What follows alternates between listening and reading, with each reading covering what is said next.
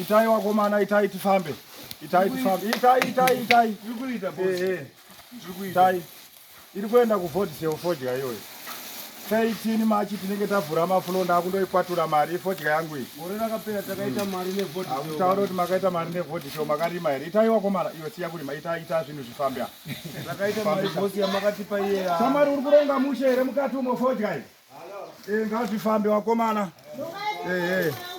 Itai unza kunosabata mberi kupisa ba ifodya yakatonaka. Haisi kupisa kuti netemwa dzendikakukwatura mbama iyoyo. Sorry baba.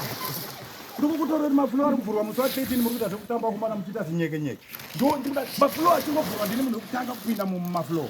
Voedsel Tobacco International chimwe chimishini. Kutotora mari. Hande tona kumana. Toita mari tiri wana vadiki. Hande. Fambai wakumana mukwe. Famba. Boss matsike imwa. Zvinowanika pabasa. Tiri kuda kungoti here maflow achingovhurwa musi wa13 March. Tisu wanhu wekutanga kubhera mabhero. Ndosaka tiri kuita tipata. Hande totora mari kuVoedsel. Pakaroipa. Usamire. Maisimba. Tiri kugadzira fodya wena. Kugadzira mari. Mari yese kuVoedsel ikoko. Ndokwairi. Bata samani. Umwe ndichamubvara mbama akaita zvinyekenyeke papa. Tichitaura nyaya yekugadzira mari munoti vanouya komana ifodya iyi. Ndabata zvakanaka. Ndabata zvakanaka mani. Boss tusiyanoenda futi yakanaka.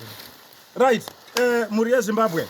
Tiri kutaura kuti isusu gore rino tiri kuenda kundotora mari kuVoedsel Tobacco International chimwe chimushini. Hapana chekuungudza, hapana chekuchema. Ndofunga mukatarisa panapa muri kuona tiri mubishi kugadzira irip 3. Tiri kutomhanya nacho chimushini. Kungondotora mari. Saka kurudziro nemashoko echenjedzo ndeyekuti maflow achingovhurwa ita munhu wekutanga kupinda nemabhero ako muflow. Zita ndinoti DJT1 radio driver baba wa D.